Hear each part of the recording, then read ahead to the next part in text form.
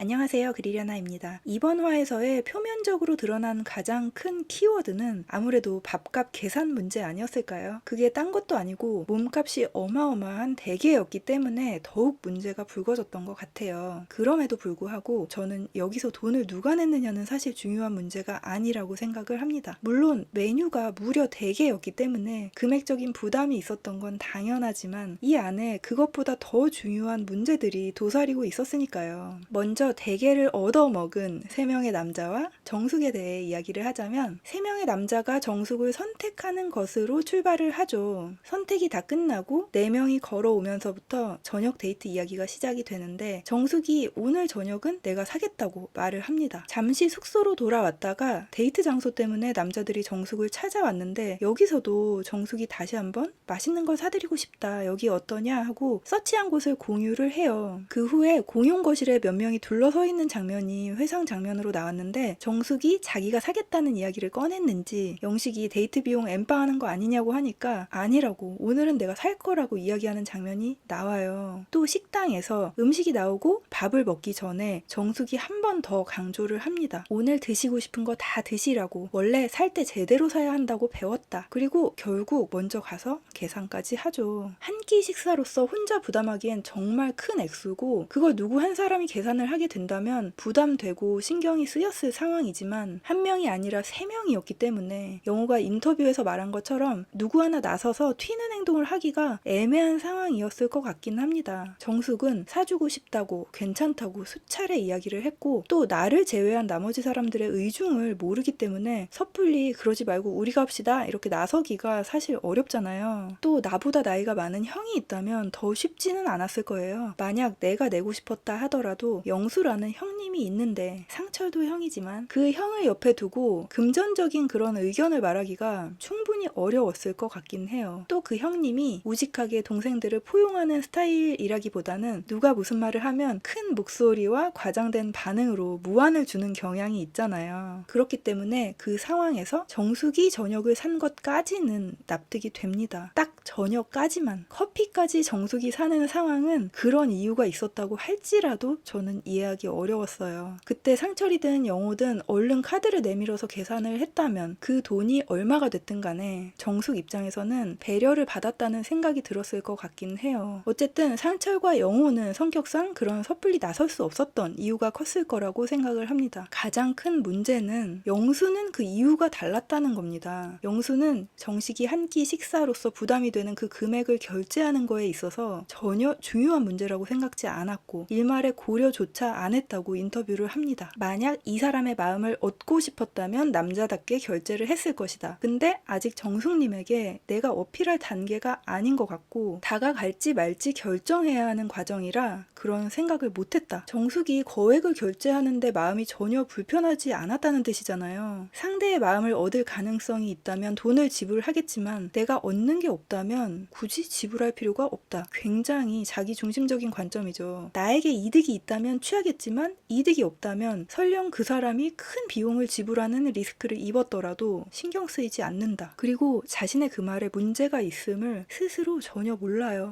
자기중심적인 성향은 1대1 데이트에서도 드러나요. 일단 나는 정보를 어느 정도 얻었으니 1대1 데이트를 안 해도 괜찮다. 그러니까 내가 더 이상은 얻을 게 없으니 굳이 시간 들일 이유가 없다. 물론 영수가 나는 솔로라는 프로그램을 본 적이 없다고 말했기 때문에 제작진의 저 제안이 불필요한 배려였다고 생각을 했을지는 모르겠어요. 근데 그렇다 할지라도 자신과 동일한 입장에 있는 나머지 남자 출연자들과 그 말을 듣고 있는 데이트 상대인 정숙의 입장을 전혀 고려하지 않은 말이죠. 막상 정숙이 자기는 할 필요가 있을 것 같다라고 말하고 그제서야 영호가 저도 하고 싶긴 했다고 말을 하죠. 영호는 시종일관 눈치를 보잖아요. 여기서 영수가 또 본인 딴엔 장난스럽게 했다고 하겠지만 영호 입장에서 당황스럽고 민망할 정도로 핀잔을 주거든요. 그런 모습이 영호와 상철이 영수 눈치를 계속 볼 수밖에 없었다. 이런 생각이 들게 하더라고요. 정숙과 둘이 이야기를 하는데 여기서도 모든 초점이 자신에게 맞춰져 있습니다. 그것도 내가 잃게 될 것들에 대한 우려. 난 여기 가벼운 마음으로 왔는데 만약 너와 진심으로 만나고 싶은 마음이 들게 되면 내가 포기할 것들이 많아지겠다는 생각이 들었다. 정숙은 이 말이 좀 당황스러웠겠지만 나는 뭐 로케이션에 구애받는 사람이 아니기 때문에 상대의 타인의 의지가 중요하다라고 말을 해요. 여기서 영수가 내가 라는 말을 크게 강조합니다. 내가 준비가 됐느냐 이 말이라고. 이 사람에게 매진했을 때 내가 잃을 수 있는 것들, 거기서 올 수 있는 리스크를 크게 걱정하는 거라고 생각이 들었어요. 근데 수십만 원의 밥값을 결제하고 커피까지 산 정숙에게 오늘 본인이 선택을 하고 마음이 너무 안 좋았다는 말을 해요. 내가 큰 의미를 두고 선택한 것도 아니고 아무것도 아닌 결정이었는데 그로 인해 선택을 받지 못한 영자와 옥순이 너무 안타깝다는 말을 합니다. 그들의 모습을 보는 내가 너무 불편하고 표정을 숨기기 힘들었다. 이게 수십만 원을 쓴 정숙에게 할 말이냐고요. 영수는 이 여자 출연자 2명에 대해 시종일관 연민의 마음을 표하는데 사람의 안타까운 처지를 두고 우리가 반응하는 2가지의 방식이 있습니다. 그건 동정과 공감이에요. 근데 이 둘의 방식과 깊이가 전혀 다릅니다. 공감은 타인의 감정을 깊이 헤아린 후에 이해와 지지를 제공합니다. 그렇기 때문에 타인과의 연결이 강하게 형성이 돼요. 하지만 동정은 감정의 인식과 반응에 그칩니다. 결과적으로 그들에게 의미 있는 해결책을 주지 못해요. 그냥 불쌍하다 느끼는 것이 동정이죠. 정숙이 데이트를 가기 전에 옥순에게 어줍지 않은 위로 대신 맛있는 걸 사오겠다 말하고 뭐 먹고 싶냐고 구체적으로 묻고 잠깐이었지만 말없이 눈을 마주치며 비언어적인 위로를 건네는 것이 공감에 가깝죠. 그게 정숙이 좋은 평판을 유지하는 이유이기도 해요. 여기저기서 그들이 선택을 못 받은 게 안타깝고 내가 보기 힘들었다고 말하는 건 동정입니다. 인터뷰에서도 정숙이 무슨 말을 해서 그런 얘기가 나왔는지는 모르겠는데 정숙은 다 내려놓을 생각도 있다고 얘기했는데 나는 그런 말이 나오지 않더라. 일단 내가 먼저 결정을 해야 하는 부분이다. 지금까지 1년의 대화에서 정숙의 입장을 생각하는 부분이 단 하나도 없어요. 어쩌면 내가 잃을지도 모르는 것, 내가 마음먹어야 하는 부분, 내가 필요한 것. 그러다 보니 정숙의 눈빛, 말의 뉘앙스, 비언어적인 표현을 다 읽어내지 못하고 자신을 1순위로 두고 있을 거라는 이해하기 힘든 착각을 하는 거죠. 정숙과 데이트를 하고 정숙을 눈으로 바라보고 있지만 모든 것에 초점이 나라서 실체적 진실을 보지 못해요. 엄청 큰 비용의 밥값을 지불하고 커피까지 샀는데 오늘 내 선택이 잘못됐다는 얘기까지 들어야 하는 정숙의 마음을 전혀 헤아리지 못하는 거예요. 어쨌든 늦은 시간 4명이 숙소로 돌아왔고 음식을 사다 준 정숙에게 모든 출연자들이 감사 인사를 전해요. 정숙이 안녕히 계세요 여러분 이렇게 장난을 치는데 진짜 여자가 봐도 귀엽고 사랑스러웠어요. 정숙이 인기가 많은데도 불구하고 남녀 출연자 모두에게 평판이 좋잖아요. 일단 남녀에게 대하는 태도가 다르지 않고 약간의 푼숫기가 더해진 것도 한몫하는 것 같아요. 근데 이렇게 다수에게 평판이 좋고 현재 누구에게도 미움을 받지 않는 정숙이니 경쟁 출연자 입장에서 당연히 질투가 날 수 있어요. 근데 현숙에게서 신났네 라는 마음의 소리가 나와버렸으니 그걸 좋게 봐줄 사람은 없죠. 본인은 정숙에게 한 게 아니라 영철에게 한 거라고 둘러대는데 이 장면에서 저는 개인적으로 굉장히 흥미로운 부분이 있었습니다. 영철의 이름을 말하지 않고 손으로 가리켜요. 제가 관심 있어 하는 범죄 심리학에서 본 건데 용의자의 진술을 분석할 때 용의자의 거짓말을 가려내는 몇 가지의 기법이 있습니다. 용의자는 전혀 새로운 거짓말을 지어내서 자신의 범죄를 감추려 하는 경우도 있지만 단서가 될 만한 범행 도구를 뜻하는 특정 용어라든지 피해자의 이름을 누락함으로써 내면적 갈등이나 두려움을 차단하려는 자아 보호 기제가 있습니다. 범행에 관련된 세부 사항을 언급하는 게 범죄자에게 두려움과 불안을 유발하기 때문에 범행이 발각되거나 처벌받을 가능성이 큰 경우에 이런 정보 누락이 발생된다고 해요. 예전에 제가 봤던 진술 분석 사례 중에 부인이 남편을 살해한 사건이 있었어요. 용의자 진술을 보면 범행과 관련되지 않은 부분에서는 남편의 이름을 말하지만 범행과 관련된 순간을 진술할 때는 자기도 모르게 그 사람이라는 3인칭 대명사를 사용하더라고요. 현숙이 순간적인 모면을 위해 거짓말을 한 게 범죄에 비유될 정도로 잘못했다는 건 절대 아니고요. 이 거짓말의 유형 중 은폐라는 심리적 요소를 설명하기 위한 예시이고 이해를 돕기 위한 이야기였으니 그렇게 거짓말을 알아내는 방법도 있구나 알아두시면 좋을 것 같습니다. 어쨌든 이걸 또 영식이 잡아내고 영수가 거들었는데 영식의 이야기는 다음 영상에서 해야 할 것 같고 영수가 상당히 뼈가 있는 신남매였네 하고 말하는데 다른 출연자들이라고 그런 생각을 못해서 안 하는 게 아니라 다들 느끼지만 그냥 말하지 않고 넘어가는 부분을 영수는 입 밖으로 하는구나. 사실 현숙이 잘한 건 없지만 저 상황에서 저 말을 듣는 현숙의 입장이 엄청 난처해지지 않겠어요? 그래서 궁지에 몰려서 결국 거짓말을 하게 되었지 않나 싶습니다. 저는 영수를 보고 처음에는 천진난만한 어린아이 같은 같은 느낌을 좀 받았어요. 표현이 좀 날것이고 거칠어도 속내가 훤히 보이고 특별히 자기를 잘 꾸며낼지 모르고 장난기가 있는, 같이 있어도 부담 하나 없는 어리대 친구 같은 느낌? 저는 그랬거든요. 그래서 첫 회를 봤을 때는 인기는 별로 없을지언정 빌런까지는 아닐 것이다 추측을 했었어요. 근데 보면 볼수록 나이가 들어서 아이 같다는 건 위험할 수 있구나, 이런 생각을 하게 됐습니다. 오늘도 끝까지 들어주셔서 감사합니다.